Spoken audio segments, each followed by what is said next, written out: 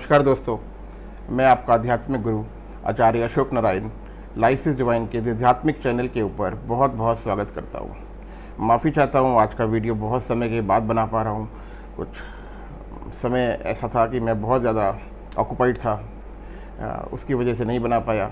लेकिन जैसे ही आज मैंने देखा कि अब सावन आ रहा है और सावन के अंदर इस बार जो एक बहुत शुभ संयोग बनने के लिए जा रहा है, जिसके अंदर सावन के अंदर अधिक मास लगने के लिए जा रहा है, तो मेरे पास बहुत सारी ऐसी क्योरीज आनी शुरू हो गई। बहुत सारे ऐसे लोग थे जो कि परेशान हो रहे थे, समझ नहीं पा रहे थे कि इसके अंदर हमें क्या करना है, क्या नहीं करना है। और इसको सावन के अंदर, अधिक मास के अंदर भगवान विष्णु की पूजा करनी है, नहीं करनी है। अधिक मास को हम लोग मल मास भी बोलते हैं, उससे भी बहुत लोग कन्फ्यूज़ हो जाते हैं कि मल मास मतलब, अधिक मास मतलब जिसके अंदर भगवान विष्णु एक तरीके से निद्रा के अंदर चले जाते हैं। उसके बाद जो ये मास बनता है, इसके अंदर कोई शुभ काम नहीं करना, कोई अच्छा काम नहीं करना। ये सब बहुत सारे ऐसे मिथ्स थे, भ्रांतियाँ थीं, जिनको आज इस एपिसोड के अंदर मैं बिल्कुल क्लियर कर दूंगा और आप लोगों को इसके फ़ायदे बताऊंगा कि जिसके अंदर आप सावन के अंदर, अधिक मास के अंदर विष्णु जी की पूजा का एक बहुत बड़ा महत्व है। तो इस एपिसोड को शुरू करते हैं। सबसे पहले सावन की चर्चा करते हैं।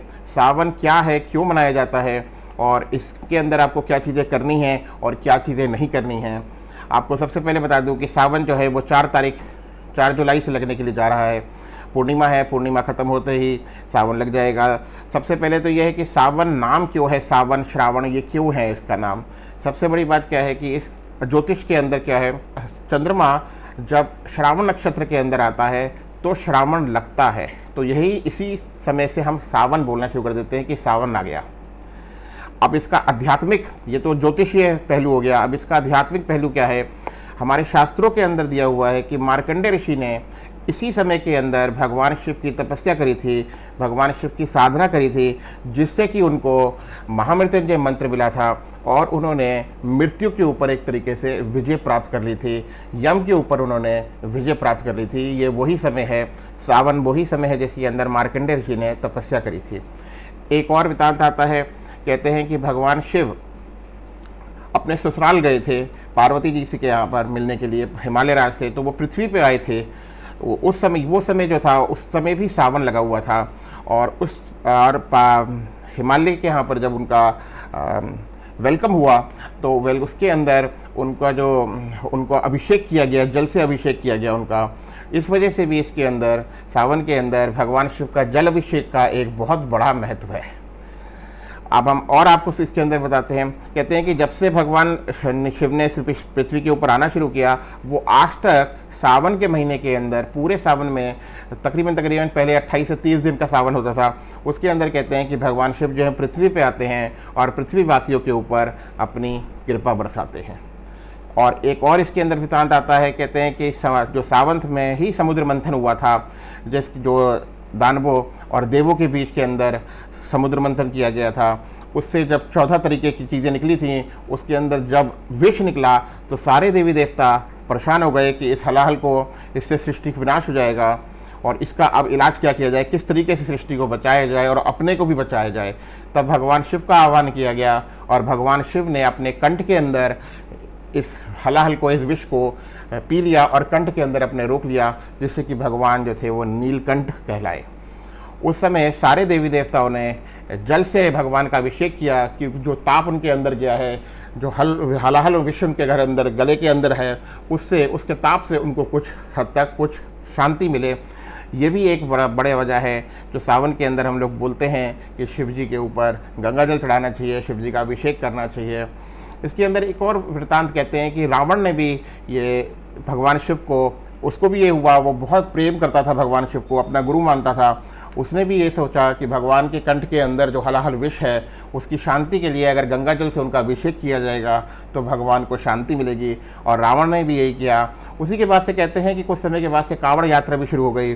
शिव पुराण में एक जगह पे उल्लेख है, कहते हैं कि भगवान शिव, वैसे तो पंचतत्व सारे ही भगवान शिव हैं, लेकिन जल का वहाँ पर एक वृतांत दिया हुआ है कि भगवान शिव ही खुद ही जल हैं, खुद ही वरुण हैं। तो इससे भी अगर जल से उनका अभिषेक किया जाता है तो कहते हैं कि भगवान बहुत खुश हो जाते हैं और भक्तों के ऊपर कृपा करते हैं। एक और वृतांत आता है, उसके अंदर कहते हैं कि भगवान विष्णु जो हैं, ये आपके ये जो एकादशी आती है जिसके अंदर भगवान निद्रा के अंदर चले जाते हैं, उस एकादशी से भगवान जो है योग निद्रा के अंदर चले जाते हैं। उसके बाद यह जो संचालन होता है पृथ्वी का, ये भगवान शिव अपने ऊपर ले लेते हैं। इसलिए इस समय भक्त जो हैं भगवान शिव की पूजाएं शुरू हो जाती हैं और भगवान, ये सावन का महीना उसी के वास्ते शुरू हो जाता है। सावन के अंदर कहते हैं कि प्रधान देवता जो है वो भगवान शिव हो जाते हैं, भगवान शिव होते हैं। और आप देखो कि इसके बाद ही एक तरीके से हम बोलते हैं कि भगवान विष्णु जो है वो शयन में चले गए, वो निद्रा के अंदर चले गए। लेकिन इसका मतलब ये नहीं है कि विष्णु जी की पूजा बंद हो जाती हैं। हमारे जो सेरेमनीज होती हैं, जो हमारी शादी हो गई, विवाह हो गया, इस तरीके के जो कार्यक्रम होते हैं उनको हम थोड़ा सा विराम लगा देते हैं, लेकिन और सब चीज़ें चलती रहती हैं। आप देखिए उसके बाद सावन आते हैं, भगवान शिव की पूजा होती है। उसके बाद गणेश चतुर्थी आती है, आपका नवरात्रे आते हैं, दशहरा आता है, करवा चौथ, अहोई अष्टमी, दिवाली, सारी पूजाएं जो हैं, सब बड़े त्यौहार जो हैं इन्हीं महीनों के अंदर ही आते हैं। दिवाली के बाद जाकर अगली जो एकादशी आती है उसके अंदर विष्णु जी भगवान जो हैं वो अपनी योग निद्रा से बाहर आते हैं और तब देव उठते हैं, हम बोलते हैं।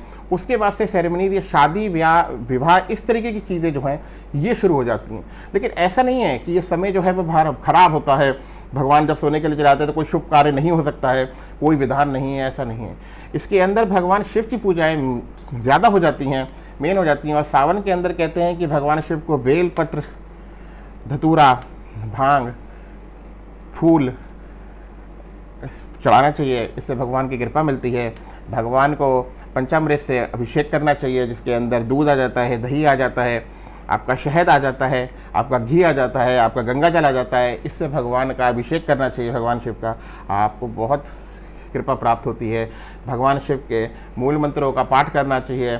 ओम नमः शिवाय का पाठ कर सकते हैं, महामृत्युंजय का पाठ कर सकते हैं, ओम त्र्यंबकम यजामहे सुगंधिम पुष्टिवर्धनम उर्वारुकमिव बंधनात् मृत्युमुक्षीमामृतात्, ये मंत्र है जिसका आप पाठ कर सकते हैं। भगवान की विभूति जो होती है उसे अपने फोरहेड के ऊपर धारण कर सकते हैं, त्रिपुंड रूप के अंदर धारण किया जाता है। आप रुद्राक्ष पहनने का सावन के अंदर बहुत बड़ा महत्व है। कहते हैं कि रुद्राक्ष धारण करने से, वैसे तो मेडिकल साइंस भी ये बात बोलती है, प्रमाणित करती है कि हाँ, इससे ब्लड प्रेशर जैसी बीमारियों को कुछ आराम आ जाता है, लेकिन रुद्राक्ष भगवान शिव को बहुत प्रिय हैं। तो रुद्राक्ष पहनने का भी विधान है इसके अंदर, सिर्फ टेंशन रिलीज हो जाती है, बीपी कम हो जाता है। इसके अंदर आप 4 सोमवार होते हैं, उसके अंदर गृहिणियाँ जो हैं, हमारी बहनें जो हैं, वो इसके अंदर व्रत कर सकती हैं, पाठ कर सकती हैं भगवान का। जिन बच्चों के विवाह के अंदर देरी हो रही हो, विवाह के अंदर परेशानी हो रही हो, उनके लिए ये समय बहुत अनुकूल होता है। आप सोमवार के व्रत शुरू करिए, आप देखेंगे बहुत ही जल्द आपको संयोग, बहुत भगवान की कृपा से बहुत ही अच्छा वर की प्राप्ति होगी। जिनकी कुंडली के अंदर, ज्योतिष के अंदर आ जाते हैं, अगर ज्योतिष के अंदर कहते हैं जिनकी कुंडली के अंदर चंद्र ग्रह खराब होता है, उसके अंदर भी अगर वो चंद्र के शांति के लिए भगवान का जल अभिषेक करते हैं, इन 5 चीज़ों से भगवान का अभिषेक करते हैं, सावन के अंदर व्रत रखते हैं, तो कहते हैं कि इसके अंदर आपके चंद्रमा से भी, जो चंद्रमा दुष्प्रभाव दे रहे होते हैं, वो दुष्प्रभाव कम हो जाते हैं और उनका असर जो होता है वो कम हो जाता है। तो अब आप देखिए कि सावन का महत्व बहुत ज़्यादा होता है। सावन भगवान शिव के सबसे उत्तम दिनों के अंदर आता है और इस बार सावन के बीच में ही आप देखिए कि 18 जुलाई से अधिक मास लगने के लिए जा रहा है और 16 अगस्त तक ये रहेगा। और हमारा जो सावन ख़त्म हो रहा है वो अगस्त के आखिरी में ख़त्म होगा, 29 के आसपास। तो इसमें आपको, आप देखें, सावन जो है आपका 2 महीने के करीब का हो गया। तो इस बार आपको, पहले जब हमें 4 सोमवार मिलते थे, कई बार ऐसा हुआ 5 मिले, लेकिन इस बार आपको 8 सोमवार मिल रहे हैं। 8 सोमवार के आपको पूरे व्रत रखने हैं, अधिक मास के अंदर भी आपको सोमवार का व्रत रखना है। तो भगवान शिव की कृपा के साथ साथ में आपको भगवान विष्णु की भी असीम कृपा प्राप्त होगी। बिल्कुल भी इसको कन्फ्यूज़ मत होइए कि अधिक मास के अंदर व्रत छोड़ देने हैं, नहीं, ऐसा नहीं करना है, आपने व्रत पूर्णतः करने हैं। अब हम आ जाते हैं अधिक मास, जिसको कुछ लोग मलमास भी कहते हैं। ये क्या है अधिक मास? अधिक मास आप देखिए, हमारी जो गणना होती है वो एक सूर्य से गणना होती है, सौर गणना जैसे हम बोलते हैं, और दूसरी होती है चंद्र गणना, जिसे हम पूरे साल के दिनों को हम गिनते हैं। इसके अंदर हम कहते हैं कि जब हम सूर्य से गणना करते हैं तो हमारे तकरीबन 365 दिन का एक साल होता है, और उसी तरीके से जब हम चंद्र से गणना करते हैं तो हमारा 354 दिन के करीब का एक साल आता है। तो अब देखो, ये 354 में और 365 के अंदर आपको 11 दिन के करीब का तकरीबन फ़र्क आ रहा है। एग्जैक्ट और इससे ज़्यादा होता है। मैं बिल्कुल आपको संक्षिप्त बता रहा हूँ, जिससे कि समझ आ जाए, आपको मूल तत्व समझ में आ जाए कि अधिक मास क्या होता है। गणना अगर किसी को और सीखनी हो तो आप उसके लिए आप मेरे को मैसेज कर सकते हैं, मैं आपको पूरा डिटेल उसके अंदर सिखा दूंगा, समझा दूंगा। तो अब ये 11 दिन का जो फ़र्क आ गया, 1 साल के अंदर 11 दिन का फ़र्क, 2 साल के अंदर 22 दिन का फ़र्क, तीसरे साल में ये 33 दिन का फ़र्क होता है। इसको लेवल करने के लिए 1 महीना बना दिया जाता है 30 दिन का, जिसको हम अधिक मास बोलते हैं। ये अतिरिक्त 33 दिनों को हम लेवल करने के लिए 30 दिन क्या कर देते हैं, और जो त्यौहार होते हैं उनको उसके आगे कर देते हैं उस महीने के, तो वो महीना बीच में हम एडजस्ट कर देते हैं, उसे हम अधिक मास बोलते हैं। काल गणना को संतुलित रखने के लिए अधिक मास बनाया गया है। आप समझ रहे हैं बात को? तो अब इस बार 2 महीने का जो आपका सोमवार पड़ रहा है, उसी के बीच के अंदर आपका ये अधिक मास आ गया। अब हम समझते हैं कि अधिक मास क्या है। अधिक मास के अंदर भगवान विष्णु की पूजा करी जाती है, भगवान विष्णु का ध्यान किया जाता है, भगवान विष्णु की कृपा पाई जाती है। ये जो अधिक मास है ये बहुत ही अच्छा होता है उन लोगों के लिए जो विष्णु भक्त हैं।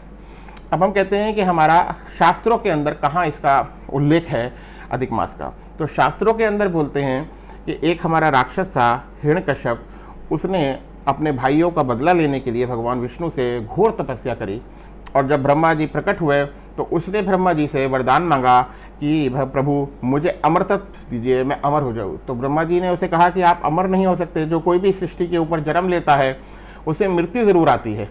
तो उसने सोचा कि मैं कुछ इस तरीके का वरदान मांग लेता हूँ जिसके अंदर मृत्यु ना हो। तो उसने कहा मुझे ना कोई दिन में मार सके, ना कोई, उसने कुछ ऐसी शर्तें रख दी जिससे उसे दिन में ना मार सके, रात को ना मार सके, दानव ना मार सके, देव ना मार सके, मनुष्य ना मार सके, पशु ना मार सके। बहुत सारी कंडीशन उसने डाल दी, घर के अंदर ना मार सके, घर के बाहर ना मार सके।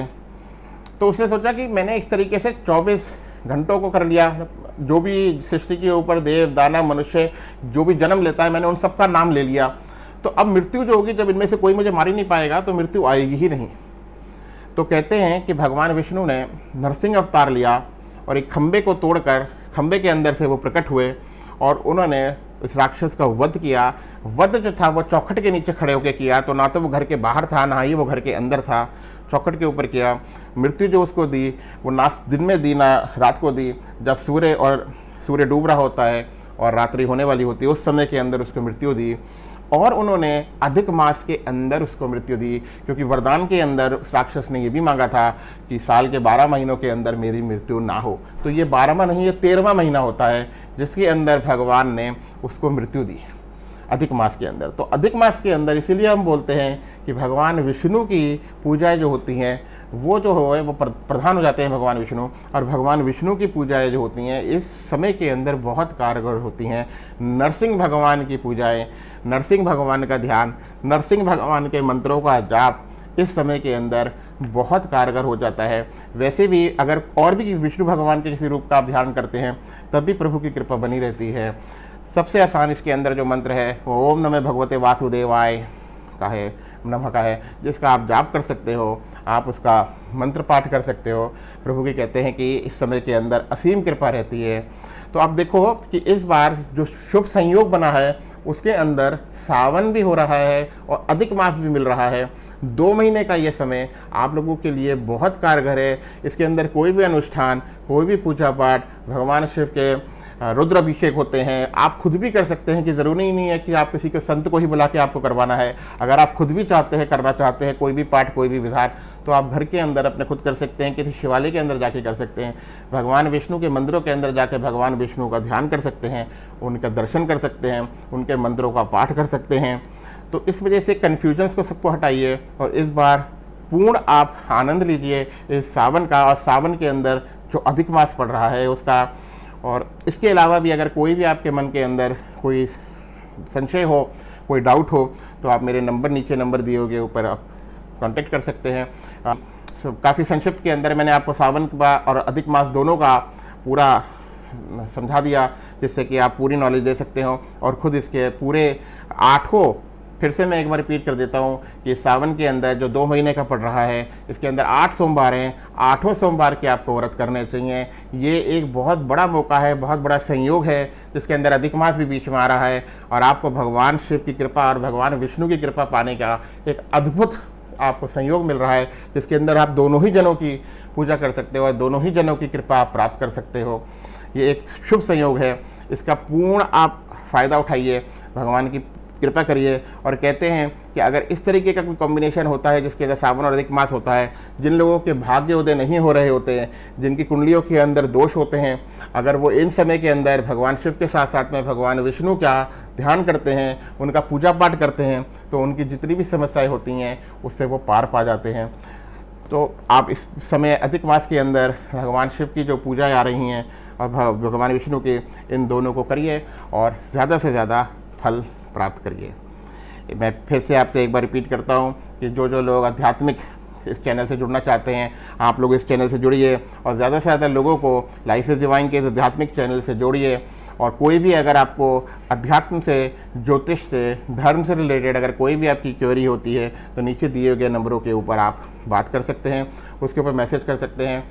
समय ज़रूर होता है क्योंकि मैं बहुत ज़्यादा बिजी रहता हूँ, ऑक्यूपाइड रहता हूँ, तो लेकिन ये ज़रूर है कि जब अगर आपकी कोई क्वेरी आएगी तो मैं उसका जवाब ज़रूर दूँगा। माता पिताम्बरा की कृपा आप लोगों के ऊपर बनी रहे। सावन आने वाला है, उस सावन से पहले ही मैं आप लोगों को सावन की बधाइयाँ देता हूँ।